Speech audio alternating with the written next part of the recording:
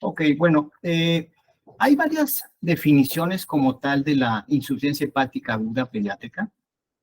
Está definida en la literatura como un trastorno multisistémico en el que existe un deterioro grave de la función hepática con o sin la encefalopatía, con una necrosis hepatocelular sin enfermedad hepática crónica subyacente. O sea que es una situación nueva.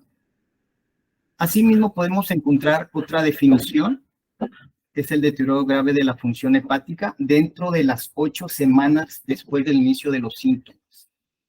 Y en el neonato, lógicamente, es dentro de los primeros 28 días de vida. La literatura, ya de varios años atrás, está clasificada como hiperaguda, aguda o subaguda. ¿Sí? Ahí vienen los días en la parte superior. ¿Sí? De 7 a 10 días, de 10 a 30 días o más de 30 días, pero realmente esta clasificación actualmente está en desuso. La insuficiencia hepática aguda pediátrica, por sus siglas en inglés, es una historia natural que puede ser muy rápida, una evolución dinámica, impredecible, la cual puede tener una recuperación espontánea, la cual requiere un diagnóstico específico y una intervención terapéutica oportuna.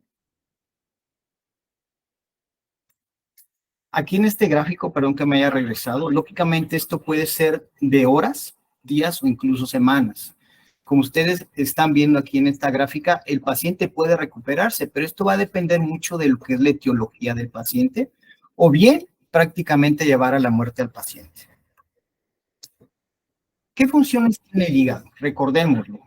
Tiene la función del metabolismo de carbohidratos, la producción de bilis, la síntesis de factores de coagulación, nos ayuda a desintoxicar la sangre, sirve como depósito de diferentes sustancias, nos ayuda para el metabolismo de lípidos, sintetiza proteínas y transforma estos productos de desecho. No es un término nuevo, ya desde 1616, por Balonis, que fue parte de lo que es la literatura, es el primer reporte en donde se define como un paciente que puede tener una situación hepática aguda, la cual este paciente fallece a los 15 días, que se caracterizó por la presencia de fiebre, ictericia y delirio, ¿sí? Y de convulsiones. Ya para 1842, el patólogo Carbón, la enfermedad de Rokitansky, se describe por medio de biopsias hepáticas como una atrofia amarilla aguda del hígado, con estas iniciales. Para 1918-1924, por padecimientos nuevos, por ejemplo, el tripanosomiasis y la sífilis, fueron agregándose otros medicamentos en los cuales se les dio el origen de esa nueva patología. Ya para la Segunda Guerra Mundial, el Sincofén, que era un medicamento desinflamatorio para la gota, producía el mismo cuadro clínico, ¿sí? Ya para lo que es la Segunda Guerra Mundial, 1940-1945, se consideró que una situación viral, pero no se estaba definida cuál era, y era transmitida por plasma o productos sanguíneos o por las agujas con mala esterilización, ¿sí? Para 1964 hubo más estudios donde se acuñó ya este término, una necrosis hepática masiva, que sí hay estudios tanto en adultos y niños, ¿sí? Para 1965 se cambió este término a una insuficiencia hepática fulminante. Y ya para 1980, a la fecha, ha sido de mayor interés para la ciencia médica. ¿Qué incidencia tiene? Lógicamente esto depende del país. A nivel mundial es muy rara esta patología, ¿sí? Se han reportado de 1 a 6 casos por millón de personas en países desarrollados, pero esta incidencia aumenta en países en desarrollo. En pediatría hay pocos datos y lógicamente si hay pocos, lógicamente no son tan exactos. De un 10 a un 15% de los pacientes que se realizan trasplante son pacientes que tenían una falla hepática aguda y esto representa una alta mortalidad en per se.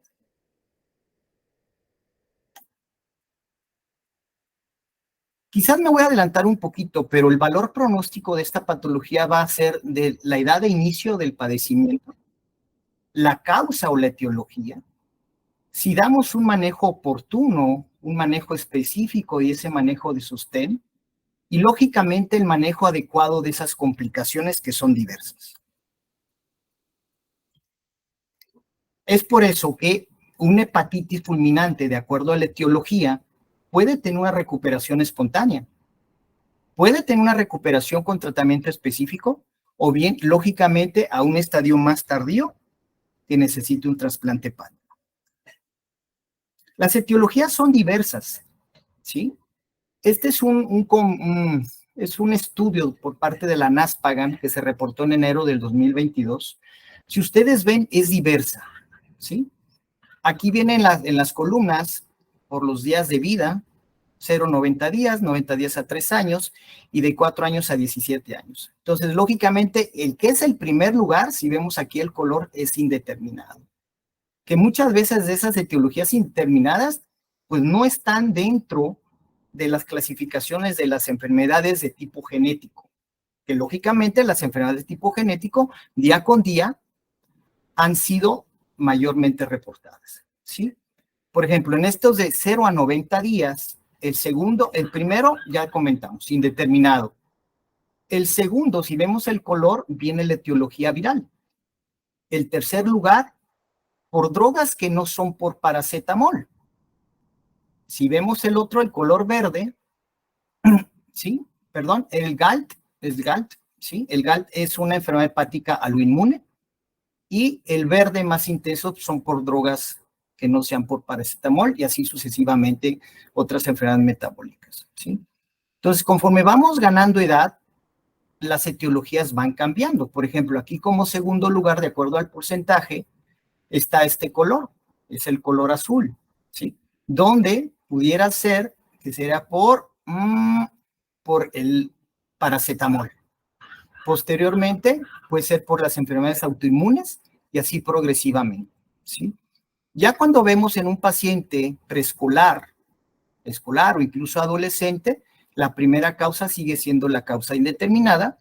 El segundo lugar, lo que es por paracetamol y como tercer lugar tenemos las etiologías autoinmunes, ¿sí?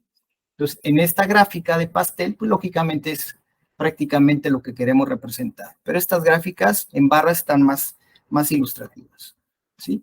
Ahora, si separamos por etiología, por edad, esto puede ser muy diverso en donde lo leamos, ¿sí? El primer lugar, indeterminado, el paracetamol, las infecciones virales, que puede ser herpes simple, enterovirus, adenovirus, virus por hepatitis B, la enfermedad hepática autoinmune, o las abreviaturas en inglés que es el GALT, toxicidad por otras drogas, enfermedades cardiovasculares, la linfocitosis hemofagocítica, alteraciones del ciclo de urea, oxidación de ácidos grasos, enfermedades mitocondriales y las metabólicas que ya conocemos. Ya en el grupo de 3 meses a 3 años, sigue siendo el primer lugar, el de indeterminado, el paracetamol, y aquí ya tenemos en mayores de 1 año lo que son las hepatitis autoinmunes. En otro rubro son las virales, que aquí donde toma relevancia es la virus hepatitis A. Recordemos que este virus tiene la capacidad de producir una hepatitis fulminante aguda o bien desarrollar una hepatitis de tipo autoinmune. Y posteriormente, si no menos despreciables, son los fármacos o la herbolaria, que en México se usa muchísimo, ¿no? Y posteriormente tenemos otras patologías. La enfermedad de Wilson, que también es importante. De 4 años a 17 años tenemos esto. Indeterminado, paracetamol, la autoinmunidad, las mismas infecciones virales, por las drogas, enfermedades cardíacas, infusiositosis, enfermedad de Wilson, que ese es donde más se representa en niños arriba de 4 años. Por ejemplo, en el grupo neonatal, lógicamente son niños que se pueden presentar desde las primeras horas de vida con una sintomatología significativa, ¿sí? Por ejemplo, en este estudio, y esto es del 2018, en donde son 43 pacientes, el 51% fueron masculinos y fueron niños que eran recién nacidos, lógicamente 30 días de vida.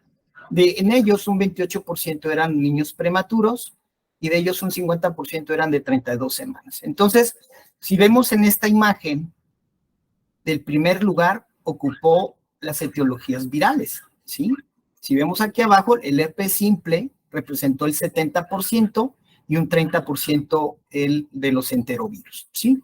Posteriormente, en este estudio que ellos presentan, lo que es la enfermedad hepática autoinmune con 9 pacientes, situaciones cardíacas, otras causas de isquemia, las causas genéticas, ¿sí? Que fueron las deficiencias enzimáticas o enfermedades mitocondriales o galactosemia, y las genéticas, ¿sí? Aquí en las genéticas también se mencionaban que había niños con enfermedad de Down, trisomía 21, la cual también tenían un poquito más de predisposición, y a la vez aquí también engloban con mielodisplasias, que también se asocian con niños con trisomía 21. Y solamente un paciente con linfohistiocytosis hemofagocítica. Y en 3 pacientes, pues lógicamente no fueron identificados, ¿sí? Aquí vemos cuál fue el predominio por el género, cuántos eran pretérminos, ¿sí? Y el peso de cada uno, y aquí vemos el grupo de edad de cada uno de esos cuadros clínicos que se presentó, ¿sí? Por ejemplo, aquí el más pequeñito tenía un día, ¿sí? Con esta patología que es una enfermedad hepática autoinmune, y así sucesivamente, ¿sí? Lógicamente, en estos grupos de pacientes, algunas situaciones que debemos estar muy al pendiente, que nos pueden dar datos clave, lógicamente son las aminotransferasas, ¿sí? En donde la enfermedad hepática autoinmune nos menciona la literatura que puede ser enzimas hepáticas muy bajitas, lo que son las transaminasas. En una etiología viral, pues sí, se ve significativamente más altas. Y en la linfohistiocytosis, no tan altas como una hepatitis viral, pero podemos tomarlo en cuenta. Pero prácticamente un dato clave que es la enfermedad hepática autoinmune, esas transaminasas pueden ser sumamente bajitas o incluso en límites normales, ¿sí? Las cifras de bilirrubina, donde se ve más alta es en la linfohistiocytosis hemofagocítica o incluso en las situaciones virales. Bueno, y vamos a excluir las causas isquémicas, ¿no? Lógicamente, lo que más nos interesa serían algunas causas genéticas o infecciosas, ¿sí?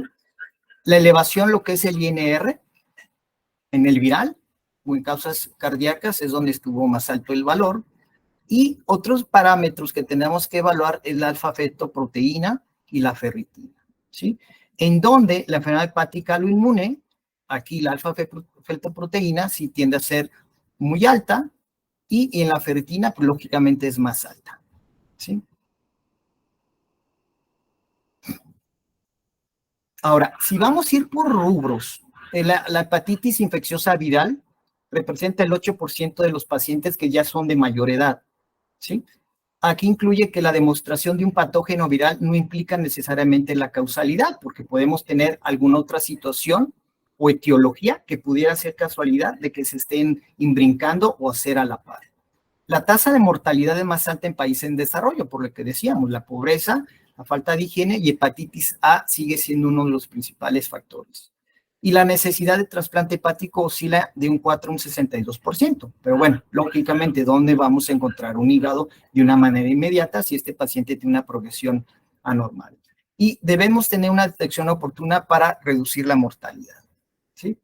Entonces, en neonatos, lógicamente el herpes simple sigue siendo la causa principal, lógicamente no menos, no despreciable lo que es la citomegalovirus, la hepatitis B, Epstein-Barr, parvovirus, hepatitis A, hepatitis E, que tiene una incidencia no tan alta en el área pediátrica, pero también puede ser causal de una hepatitis aguda, fulminante, y no nos olvidemos ahora lo que pasó con el coronavirus, ¿sí? Adenovirus 41, y hay otros enterovirus que pueden ser causales de esta etiología, ¿sí?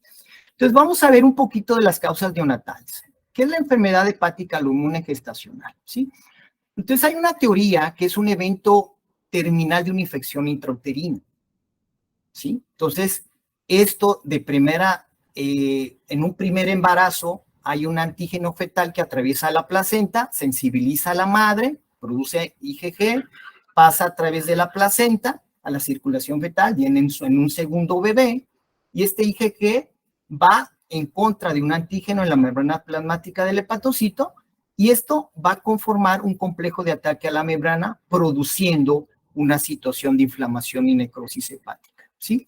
Entonces, estas son algunas de las características que podemos presentar en estos niños. La gran mayoría son prematuros, son pequeños, tienen oligohidramios y algunas características bioquímicas, ¿no? Lo que les decía, las transaminasas pueden ser discretamente altas, puede haber plaquetopenia, puede haber hipoglicemia por la misma alteración de síntesis hepática, la hipoalbuminemia, puede haber la hiperamonemia, los niveles altos de fetoproteína, la ferritina sérica y los depósitos extrahepáticos, el hierro en la boca o incluso la lengua. Este término de enfermedad hepática autoinmune gestacional es el nombre actual. Previamente se llamaba hemocromatosis neonatal, ¿sí? Pero hay otras causas de hemocromatosis. Por ejemplo, estas ya son de situación genética, ¿no? Son diferentes tipos de mutaciones que tarde o temprano nos va a dar ese depósito de hierro en diferentes órganos y comportarse de una manera como una hemocromatosis, que incluso de manera neonatal o incluso en otros grupos etarios. ¿Sí? Otra de las patologías que pueden ser presentadas o de manera inicial en la etapa neonatal o incluso de días es la hepatopatía mitocondrial. Recordemos que la mitocondria es la que forma o nos da la energía a nivel de los órganos, ¿sí? Al existir una disfunción mitocondrial, lógicamente esos órganos no tienen producción de energía. Y recordemos que esos órganos que necesitan más energía es el cerebro, corazón y el hígado principalmente. Se presenta en menos de una semana de vida, afecta a los órganos que necesitan más energía, recordemos cerebro, hígado, corazón, y esto es una disfunción mitocondrial del hepatocito. Esto ya, pues, lógicamente, son situaciones genéticas, en donde lo podemos observar desde que el niño tiene una asfixia parto o periparto, pueden nacer con hipotonía, pueden tener apneas, epilepsia, pueden tener ictericia, miocardiopatía, una insuficiencia hepática, incluso a los pocos días de vida, ¿sí?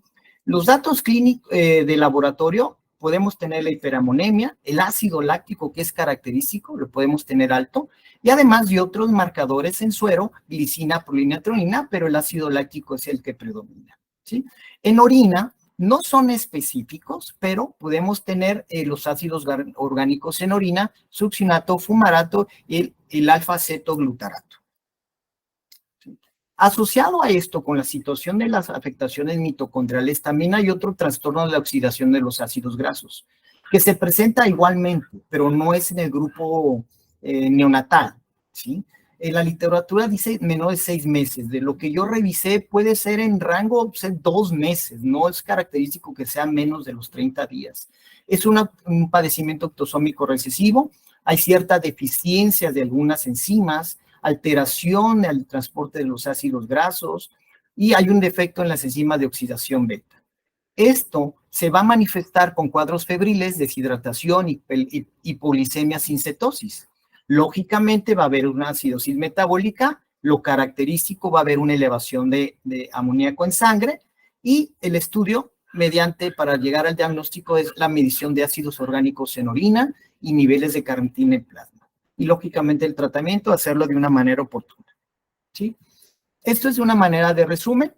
La elevación de los marcadores, transaminasas, el INR, la ferritina, triglicéridos, la hipoglicemia o no, si hay acidosis láctica o no, alfa-fetoproteína y la colestasis, que lógicamente lo que es la colestasis ictericia, pues es un síntoma característico en todas estas patologías de predominio neonatal. Otra de las patologías que no es tan frecuente, pero algunos casos sí se han presentado, son los cuadros de linfohistiocytosis hemofagocítica. Se dice que es un cuadro de hiperinflamación. Las posibles causas son infecciosas, neoplásticas o inmunológicas. Lo característico es que el paciente tenga la colestasis, la ictericia, la fiebre, la hepatosplenomegalia. Puedes tener la pancitopenia, el INR normal, las bilirrubinas altas. De igual manera, no lo puse aquí, pero lo que son las transaminasas son levemente elevadas, ¿sí? ¿Qué tanto es levemente elevadas? O sea, muy elevadas es arriba de 10 veces sobre su valor normal sérico. Entonces, no va a rebasar de ese número 10.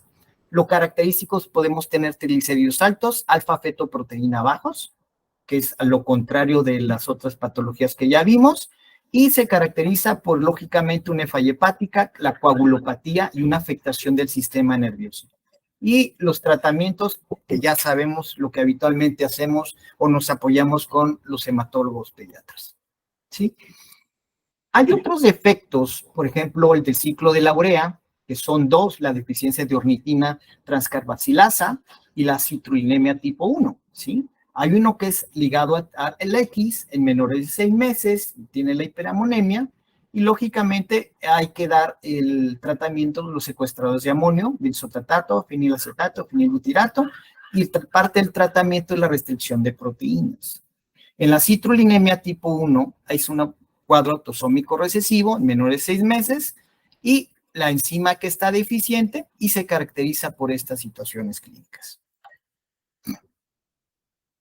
Aquí hay otra alteración del ciclo de la urea, la hiperaginemia, que es autosómico recesivo, menor de 6 meses, en la enzima deficiente y el cuadro clínico, cómo se puede presentar el paciente. Entonces, si ustedes ven, lógicamente es muy difícil el poder tener inmediata cuál es la causa o la etiología, ¿sí?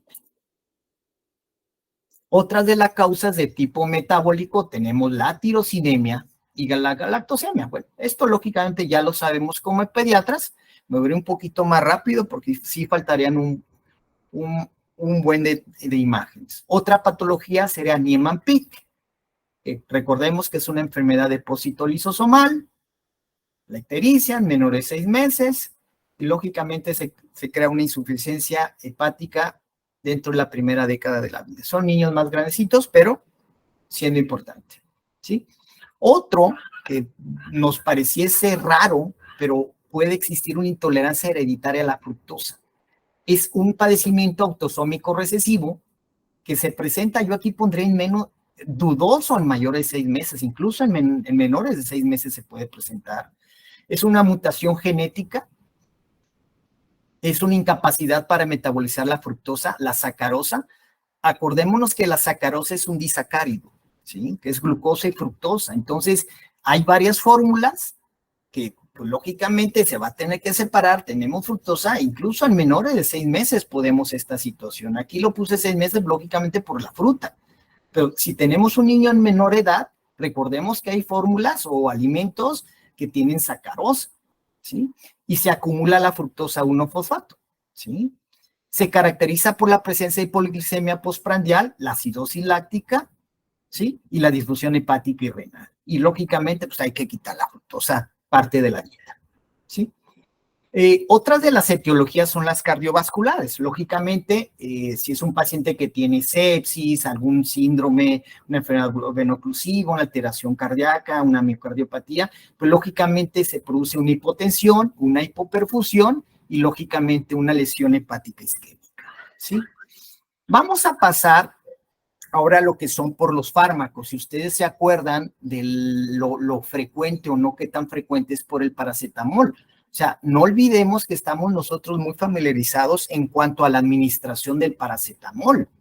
Entonces, el paracetamol en la literatura dice que debe ser arriba de 150 miligramos por kilo. En una dosis, en adulto puede ser tóxica de 6 a 7 gramos. Su metabolismo es hepático, una biodisponibilidad de 75-85%, las concentraciones plasmáticas se alcanzan en 90 minutos y el paracetamol lo característico es que se produce necrosis centrolobular, ¿sí? Hay diferentes literaturas en donde podemos encontrar cuál es la dosis tóxica, ¿sí? Esto lo saqué de una guía de patología pediátrica.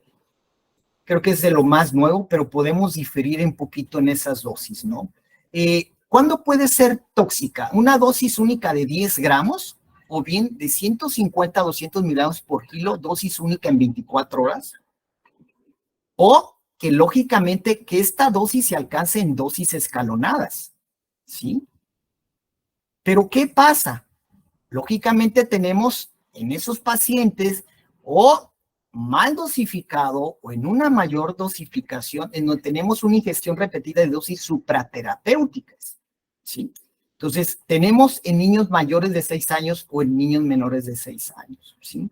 En niños mayores de 6 años podemos tener de 10 gramos o 200 miligramos por kilo en un periodo de 24 horas, ¿sí? O 6 gramos o 150 miligramos por kilo en un periodo de 24 horas durante 2 o más días. Entonces debemos tener mucho cuidado en esa dosis, pudiéramos decir, acumulada. En niños menores de 6 años, lógicamente aquí las dosis pueden ser diferentes. 200 miligramos por kilo o más en un periodo de 24 horas o 150 miligramos por kilo o más en un periodo de 48 horas o 100 miligramos por kilo o más en un periodo de 72 horas o más, ¿sí? Entonces debemos de tener muchísimo cuidado con las dosis del paracetamol. Lógicamente nosotros estamos familiarizados, pero lógicamente los papás, por desesperación que no baja la fiebre o dolor, es lo que tenemos el riesgo de sobredosificar, ¿sí? Entonces, si se acuerdan, que era arriba de 150, pero encontré esta literatura en donde este grupo español mencionaba que por arriba de 75 en niños menores de 3 meses podemos tener una dosis tóxica, ¿sí?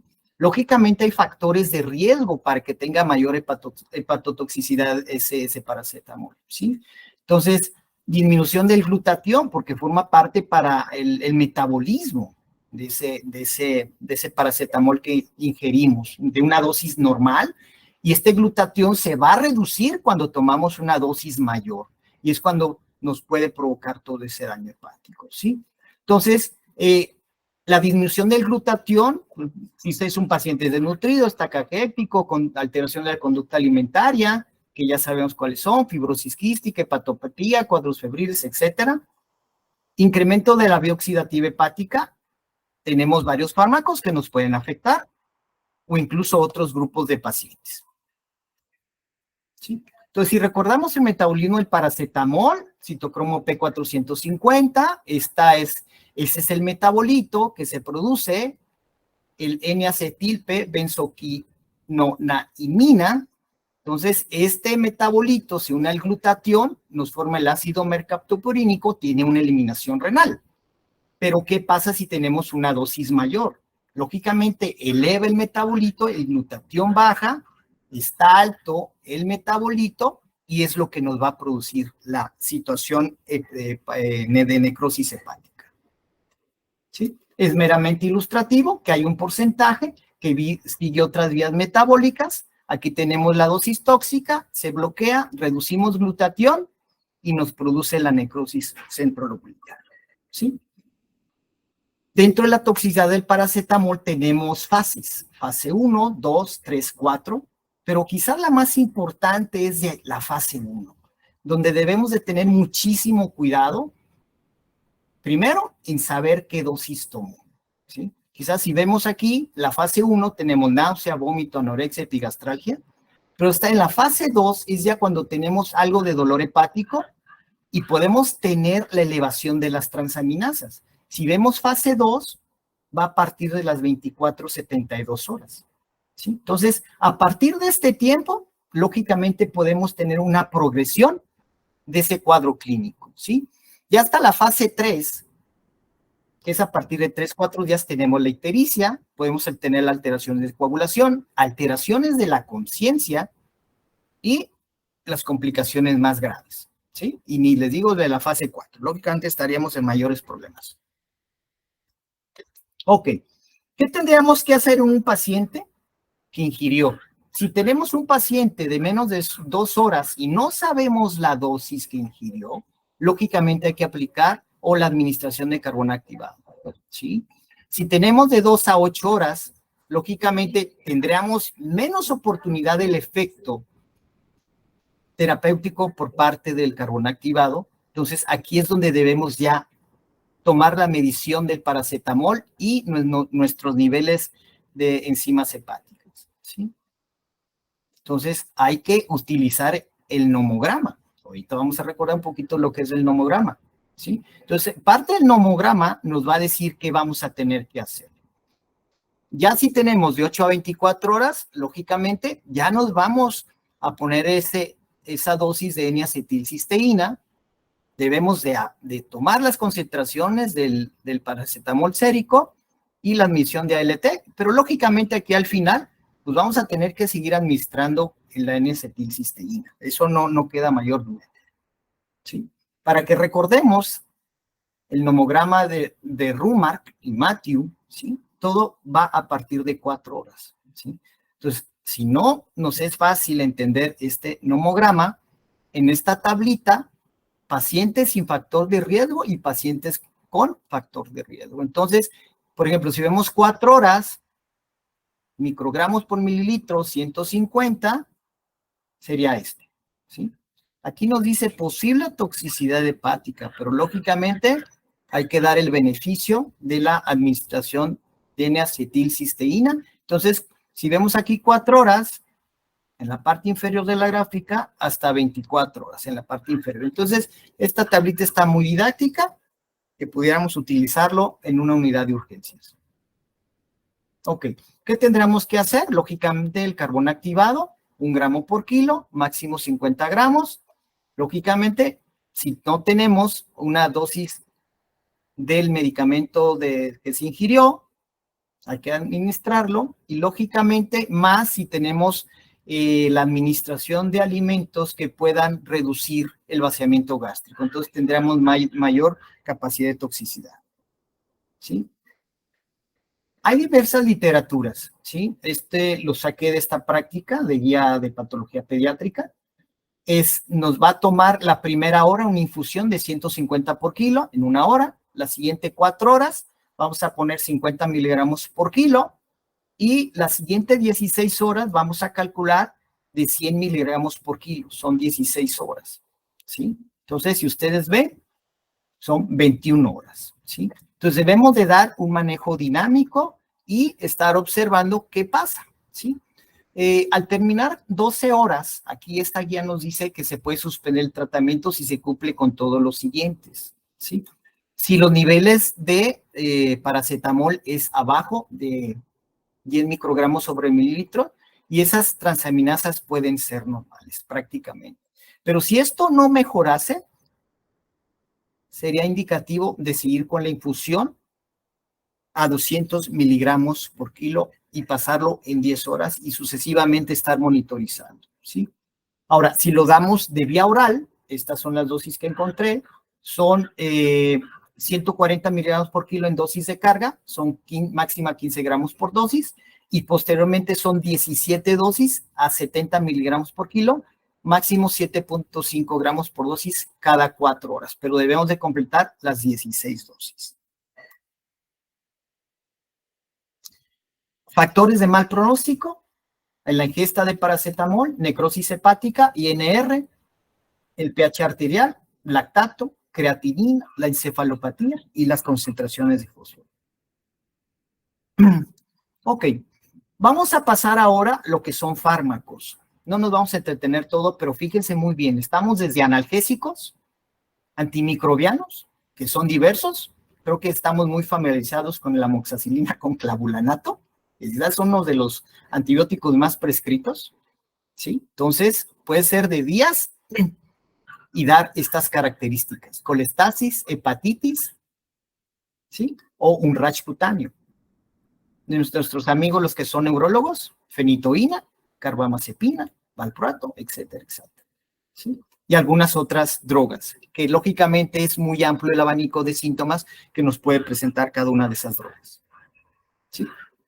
Encontré este portal donde podemos meter, buscamos, y ahí nos dice, nos va orientando qué es, si es tóxico o no es tóxico, y qué tenemos que hacer sucesivamente, ¿sí?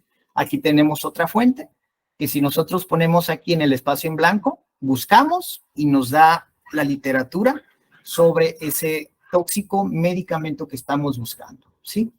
Ahora sí, si ustedes se acuerdan, estaba en el listado lo que eran en niños de mayor edad, el uso de hierbas, ¿sí? Entonces, en México no nos quedamos corto con el uso de hierbas o tecitos. Entonces, aquí le pongo una lista de diferentes tipos de té. El que a mí más me suena es el té de chaparral, ¿sí? Que lo usan, creo que es para bajar de peso. Aquí hay algunos otros, ¿sí? Los té verde, no encontré específicamente qué. O algunos tecitos con otras hierbitas que no sabemos que son para bajar de peso. ¿sí? O suplementos alimenticios con alcaloides de pirrolicidina. Aquí tiene mucho que ver las abejitas, donde las abejitas, hay unas plantas que llega la abejita, pica la florecita y son los que producen la miel, y esa miel puede venir contaminada y ser la causa de la situación de la inflamación hepática y la insuficiencia hepática, ¿sí? Entonces, hay muchísimos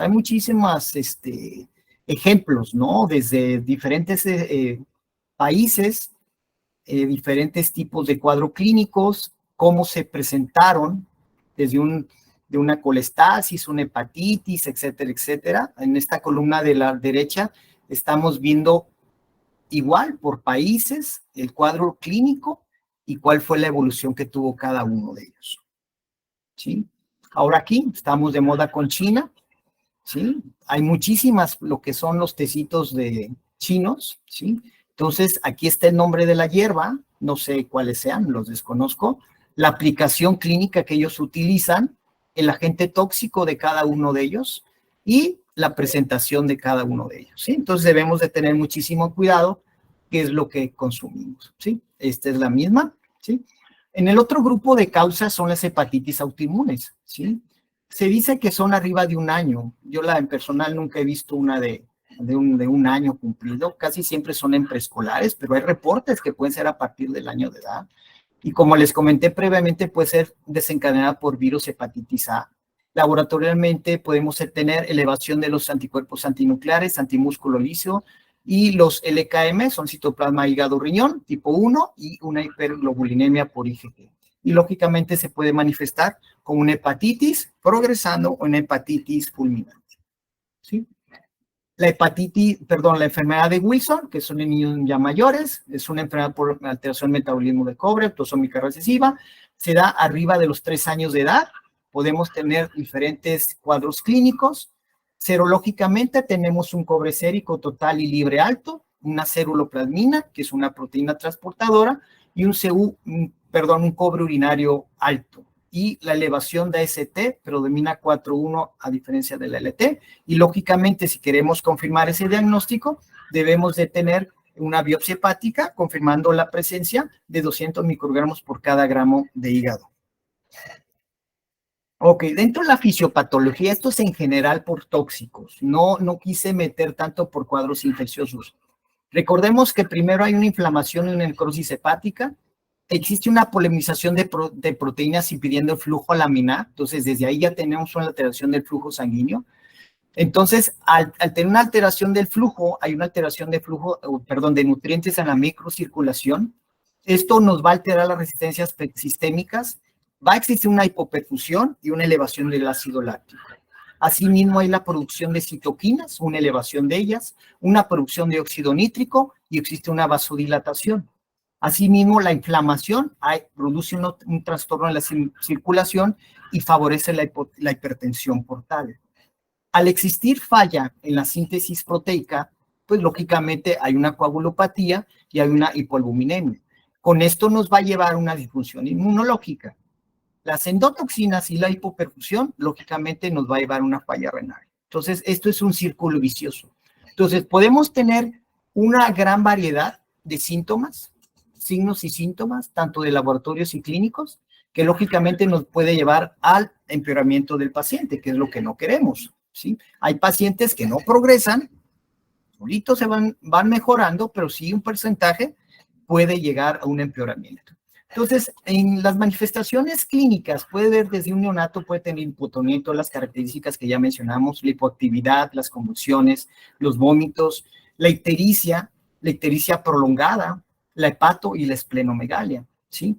De lo más común que vemos pues, son en niños que son preescolares, una hepatitis. Si nosotros vemos un cuadro ictérico que progresa más de una semana, se va presentando astenia, dinamia, más dolor abdominal, pues lógicamente estamos obligados en solicitar varios tipos de estudios, ¿no? En donde los básicos, pues es una biometría hemática, las reactantes de fase aguda inflamatorias, proteínas C reactiva, velocidad de cementación, lo que son las transaminasas, las bilirrubinas, y lo que son el TP, INR y albúmina, ¿sí? Acordemos que es la inflamación, la excreción que nos dice si hay colestasis, una alteración de síntesis hepática, ¿sí? Ahora, del punto de vista del laboratorio, ¿qué tenemos que ver? Porque ahí es donde se centra parte del criterio diagnóstico para la insuficiencia hepática aguda pediátrica, ¿sí? Como mencionamos, es un inicio agudo sin una evidencia de una enfermedad hepática crónica o una hepatopatía crónica y que tenga la evidencia bioquímica de daño hepático severo que no corrige con vitamina K, ¿sí? Que ese TP esté arriba o igual de 15 segundos o un INR arriba de 1.5 con evidencia de encefalopatía hepática, ¿sí? Pero ustedes pueden decir, oye, en un paciente que tiene una hepatitis fulminante de inicio, ¿puede tener encefalopatía hepática? Pues no. Lógicamente es uno de los síntomas que se pueden presentar, no de manera tardía, pero tampoco son de los que, con los que nos va a dar el dato de alarma. Prácticamente podemos tener el puro TP y sin tener la presencia de encefalopatía. El otro criterio que podemos tomar es el TP, que es arriba de 20 segundos, o el INR igual o más, con o sin la encefalopatía. Pero fíjense bien, ¿qué pasa con un neonato? Aquí rompe todo esto. No podemos tomar como criterio la encefalopatía. Podemos tener varios parámetros que pueden ser normales. Por ejemplo, en un recién nacido de término, el INR puede ser normal hasta 2. En uno de pretérmino dicen que es más de 2. Nunca encontré la cifra, pero encontré una literatura que donde se toma como anormal es igual o más de 3. Entonces, si ustedes ven, es un criterio totalmente diferente para neonatos y otro para un paciente pediátrico de mayor edad, ¿sí? Entonces, lo que comentamos, la evaluación clínica es muy importante. Bioquímicamente, entonces, tomar todo un screening de estudios que nos van a ir marcando la pauta, ¿sí? Si nosotros vamos a estar sospechando cuál es la causa, pues lógicamente, si tenemos viral, ¿qué es lo que podemos pedir? Si es por drogas, lógicamente el paracetamol sigue siendo el rey. Si es una situación de una enfermedad metabólica, lógicamente tenemos otros laboratorios de apoyo que nos pueden apoyar y o descartar, ¿sí? O una alteraciones de autoinmunidad, ¿sí? Aquí, lógicamente, estudios de imagen o histología ya son más especiales, ¿no? Entonces, nos podemos, de manera inicial con los laboratorios y, lógicamente, viendo la edad, factores de riesgo, el interrogatorio sigue siendo sumamente importante para poder orientarnos en la causa. Ya si queremos separarlo por el grupo de recién nacidos o en lactantes o preescolares, lógicamente las causas o las etiologías van a ser totalmente diferentes. Ahora, el exoma, ¿por qué es tan importante? Porque hay muchísimas patologías que en donde están indeterminados, posiblemente no se han determinado por este método o no han sido identificadas, ¿sí?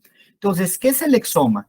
Es una técnica genómica utilizada para secuenciar los exones del ADN. ¿Y qué es el exoma? Es la región codificante que proporciona la información para la síntesis de diferentes proteínas. Y la secuenciación del exoma consiste en determinarlos en código 4 letras, lo que es adenina, citosina, guanina y la timina, ¿sí? Y el exoma humano es de aproximadamente 180,000 exones, ¿sí? Que representa el 1% del genoma humano. Entonces, el exoma, lógicamente, donde nos puede ayudar es en muchísimas causas, ¿sí? Muchas posibles causas. Si ustedes ven autismo, alteraciones de tejido conectivo, sistema inmune, cardiovascular, musculoesquelética, en fin, nos puede ayudar para mucho, ¿sí? Por ejemplo, en este estudio que es del 2016, ¿sí? Aquí nos dice el modo de herencia, ¿sí? Que puede ser desde autosómico dominante de nuevo, autosómico recesivo ligado al X, de acuerdo al porcentaje, ¿sí? Entonces, en este estudio tuvieron un porcentaje del 28.8% que el exoma les ayudó a hacer el diagnóstico, el resultado posible probable en un 51.8%. No entiendo bien aquí, venía un resultado de gen candidato único, 1.8, busqué el término, no sé a qué se refiere, les soy muy honesto, y un resultado negativo del 7.6. Entonces, lo que es el exoma, pues va tomando cada día más importancia, ¿sí? Ahora, si yo busqué en este artículo, bueno, lógicamente nos da un ejemplo, por ejemplo, tenía hipotonía, hipermovilidad de las articulaciones, Pues bueno, tenía un paciente que tenía un almacenamiento de glicógeno, que era un tipo 4, ¿sí? Y aquí está el tipo de gen.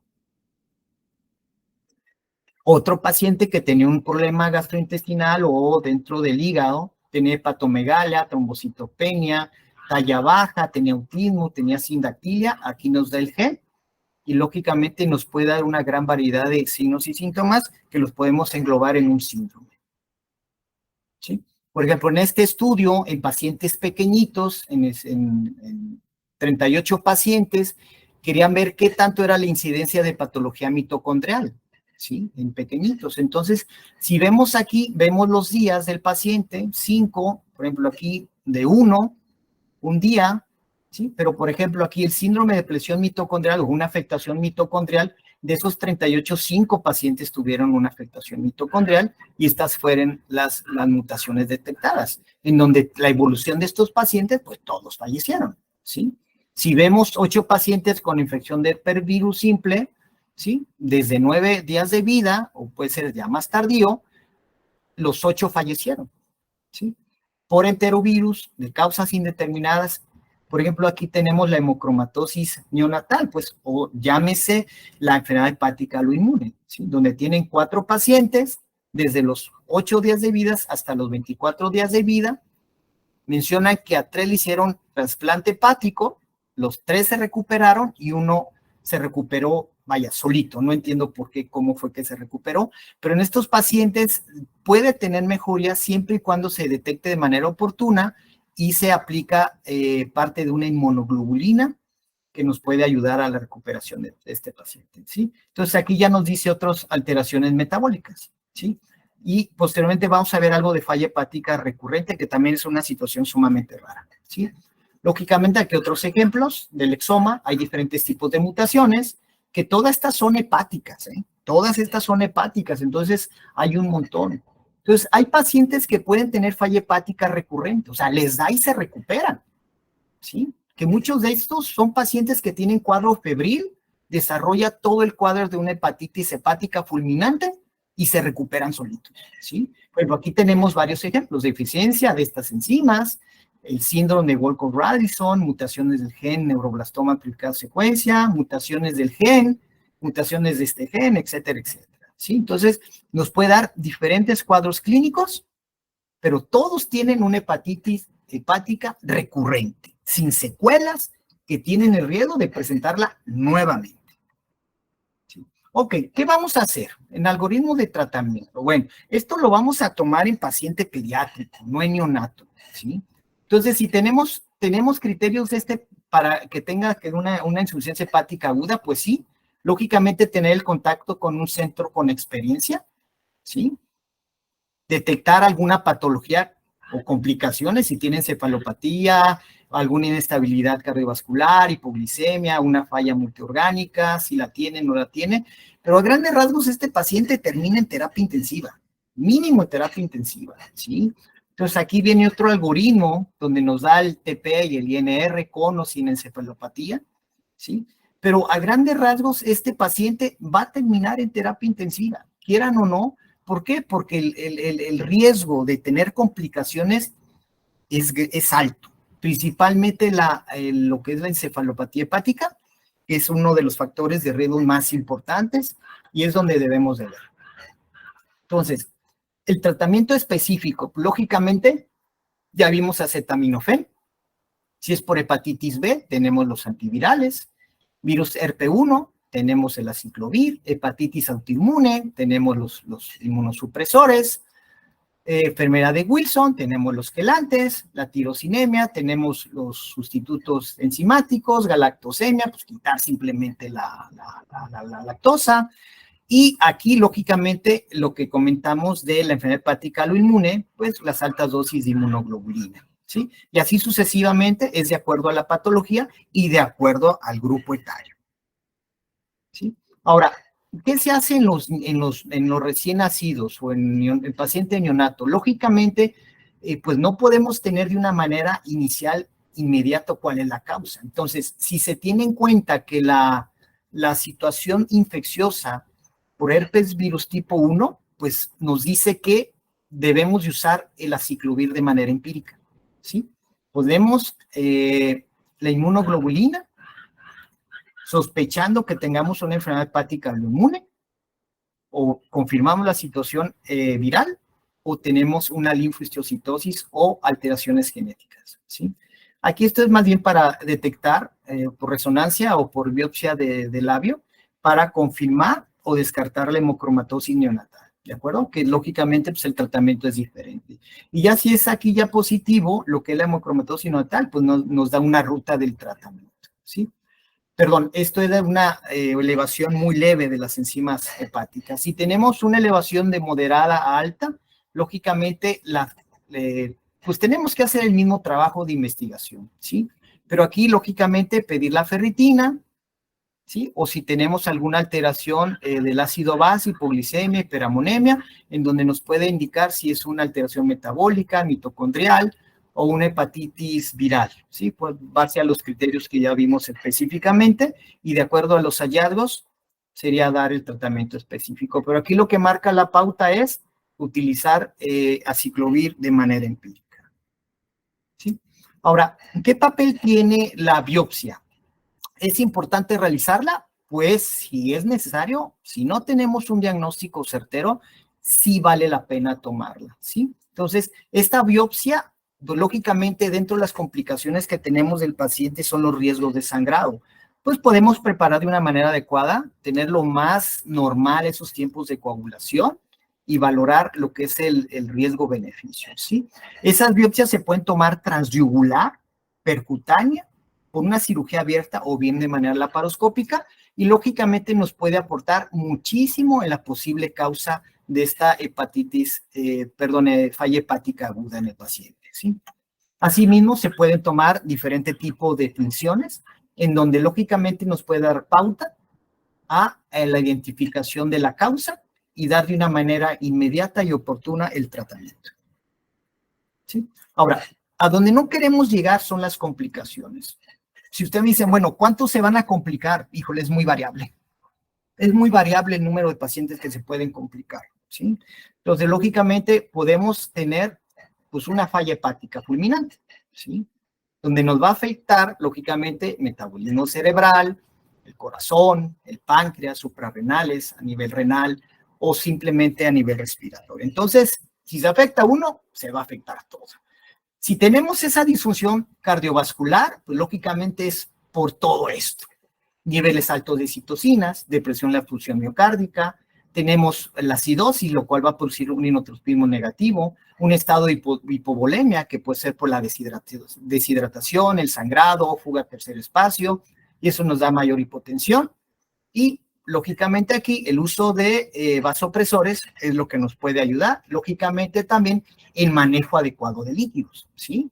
Si pasamos de manejo de líquidos, pues tenemos estas complicaciones, ¿no? Edema cerebral, etcétera. Pero si tenemos bajo líquidos, pues vamos a producir otras situaciones, la hipotensión, la necrosis tubular, mayor grado de encefalopatía, etcétera, etcétera. Mantener niveles adecuados de la glicemia, ¿sí? Tener una infusión de 10 a 15 miligramos por kilo por minuto, glicemias óptimas de 90 a 100, los niveles séricos de electrolitos son importantes, tener, pues lógicamente tenemos todos los tiempos de coagulación, perdón, el TP de manera normal, factores procoagulantes bajos, las proteínas anticoagulantes bajas. ¿Qué podemos hacer? Pues administrar vitamina K, ¿sí? Vamos viendo, pero bueno, ¿qué tanto mejora o qué no mejora? Si tenemos un criterio que dice que no mejora con la vitamina K, entonces, pues eso está a reserva de la evolución del paciente. La administración de plasma fresco, si el INR está arriba de 7, y valorar el utilizar la infusión de transfusión de plaquetas, crioprecipitados, y o utilizar el factor 7A recombinante, que bueno, este lógicamente tiene factor riesgo de producir coágulos y producir mayor afectación hemodinámica. La encefalopatía es parte del síntoma más común que se presenta en un 80% de los pacientes, ¿sí? Son por diversas sustancias neurotóxicas, principalmente el amoníaco y, ojo, la glutamina, que esta glutamina es por la formación de glutamato y amoníaco. Y hay otras sustancias que también pues, nos va a producir esta encefalopatía. Todo esto es por estimulación del sistema GABAérgico, ¿sí? Entonces, La glutamina viene parte del metabolismo del nitrógeno, y esa glutamina, por acción de la enzima glutaminasa y de las bacterias intestinales, lo va a separar en amoníaco y glutamato. ¿Sí? Entonces, el amoníaco, una parte, va al ciclo de la urea, se elimina en orina, pero pasa a otra parte, el mismo amoníaco se vuelve a absorber, y por la enzima glutamina sintetasa se vuelve a producir la glutamina y podemos tener el mismo círculo vicioso. ¿Sí? Entonces, la glutamina es uno de los malos. ¿Sí? Entonces, parte de la encefalopatía, el amoníaco y la glutamina, pues nos va a producir edema. El amoníaco per sí sola nos va a producir edema y la hipertensión intracraniana, y per se solo el amoníaco nos va a producir el edema, ¿sí? Por diferentes efectos a nivel cerebral. ¿Cuándo es peligroso los niveles de amoníaco? ¿Sí? Ya muy alto riesgo, arriba de 100 micromoles sobre litro. Ya cuando tenemos igual o mayor de 200, tenemos un edema importante con un alto riesgo de hernia cerebral. Parte del manejo, la elevación. Hay que intubar al paciente, lógicamente, ya desde que tienes una encefalopatía grado 3, 4, hay que valorarlo. Una dieta con proteínas de 1 gramo por kilo por día. Acordémonos que las proteínas forman parte de este ciclo del amoníaco. Dar la lactulosa para producir un poquito más de diarrea, producir un poquito más de ácido a nivel del intestino, y hacer más fácil la conversión de amoníaco a amoníaco, perdón, de amoníaco a amonio a nivel del colon. Y la rifaximina, lógicamente lo damos para reducir esa carga de bacterias a nivel colónico. Y en niños no se utiliza esto para reducir los niveles de amonio, pero en adultos sí se usa mucho la L-ornitina y el L-aspartato, conocido como LOLA. ¿Sí? Entonces, la clasificación de la encefalopatía puede ser desde un grado 1 hasta un grado 4. Aquí lo dividimos desde un lactante o niño, donde puede tener un llanto, etcétera, etcétera, en un adolescente en confusión, ¿sí? Tenemos los reflejos, los signos neurológicos, ¿sí? Donde tenemos desde un paciente que puede tener la confusión hasta un grado 4 de un coma, ¿sí? Entonces, esta tablita está muy bien. ¿Por qué? Porque viene desde un lactante, un adolescente, y nos puede orientar más específicamente. ¿Sí? Entonces, son datos que repetimos. El soporte hemodinámico es importante por el edema cerebral, cuidar las presiones de perfusión cerebral, la hipotermia, la hiperventilación, la terapia hiperosmolar para reducir el edema intracraniano, o bien las soluciones hipertónicas y manteniendo los niveles de sodio de una manera adecuada. ¿Sí? Los manejos de las complicaciones, ¿sí? La citis, hipoalbuminemia, evitar sobrecarga de líquidos. ¿Qué tanto nos va a ayudar la espironolactona, la furosemide? Entonces recordemos que el tener un paciente con hipovolemia también nos puede producir mayor riesgo de una lesión renal, ¿sí? Sin olvidar que también hay la necesidad de utilizar antibióticos, entonces hay que tener muchísimo más cuidado del uso de los antibióticos. Y per se el paracetamol también nos puede afectar lo que es la función hepática. No es que le demos el paracetamol en el paciente cuando estemos las complicaciones. Per se la dosificación alta del paracetamol también nos puede producir una afectación renal. La necrosis tubular aguda, la sepsis, el sangrado, la oliguria o la elevación de azuados, lógicamente son parámetros que hay que estar vigilando. ¿Sí? La analgesia en estos pacientes, que prácticamente ya son cuando están sedados, no utilizar las benzodiazepinas. Recordemos que son neurotransmisores que nos deprimen al paciente. Se utiliza propofol. La sedación, podemos utilizar cualquiera de ellos, y bloqueadores neuromusculares, cualquiera de ellos, pues básicamente pues ya la experiencia de los terapistas, ¿sí? ¿Podemos tener falla respiratoria? Claro, puede tener polencefalopatía, la hipertensión endocraniana, el mismo cuadro de sepsis, la hemorragia pulmonar o un síndrome de dificultad respiratoria, ¿sí? Sin olvidar que este paciente, como tiene la inmunosupresión por esa afectación hepática, pues lógicamente tiene un factor de riesgo altísimo de tener infecciones, lógicamente de producir mayor daño a nivel sistémico y muerte. Sin olvidar también el soporte metabólico, nutricional. Entonces, necesitamos mayor aporte calórico. Acordemos que está en catabolismo, podemos hacerlo por nutrición enteral o la nutrición parenteral. ¿Sí? Ok, ¿qué podemos hacer en estos pacientes si ya están graves? Lógicamente tenemos terapias de soporte hepático, cuyo objetivo es la eliminación de toxinas que no son metabolizadas en el hígado, estabilizar al paciente que nos permita una regeneración hepática y que nos sirva como sostén o un puente. El puente es ese tiempo para llegar finalmente a un trasplante hepático. Entonces tenemos lo que son artificiales y bioartificiales. Entonces el artificial, el MARS, es el que más se utiliza, en niños sí se utiliza, ¿sí? En adultos ni se diga. La administración de plasma en altos volúmenes o incluso con hemodiálisis. Y en los soportes bioartificiales, ¿sí? En parte de este sistema se utiliza y se pasan patocitos humanos o de cerdo, que la cual se procura que reemplace a ese hígado hepático, pero lógicamente pues falta muchísima experiencia para poder tener un buen éxito en esto, ¿sí? ¿Ok? Las indicaciones del MARS, aquí vienen, lógicamente nos quedamos como indicación de esa falla hepática aguda que no ha mejorado y que tiene un empeoramiento de la evolución del paciente, que esto fue lo que ya vimos, ¿sí? ¿A qué pacientes son candidatos para trasplante hepático? Aquí tenemos una de las patologías, cuadros clínicos, y cuáles son los no candidatos. ¿Sí? Ok, ¿qué tomamos en cuenta para el trasplante hepático? Los criterios, hay varios, ¿sí? De King College, el MED, PELT, criterio de Chile, sistemas de score hepático, hay varios, ¿sí? Ese está muy padre, ¿por qué? Porque es el que se está usando actualmente, lo cual nos dice que es no asociado a acetaminofén y asociado a acetaminofén. Entonces, como ustedes pueden ver, tenemos criterios mayores, criterios menores, que se deben de cumplir para poder considerar el trasplante hepático, ¿sí? De manera inicial se utilizó el MELT, que fue para adultos. Ahí tenemos los parámetros que utilizan, pero dijeron, bueno, no es igual el adulto al niño, pues lógicamente fue el PELT, ¿sí? Donde se toman otros parámetros a evaluar, a considerar para el trasplante hepático, ¿sí?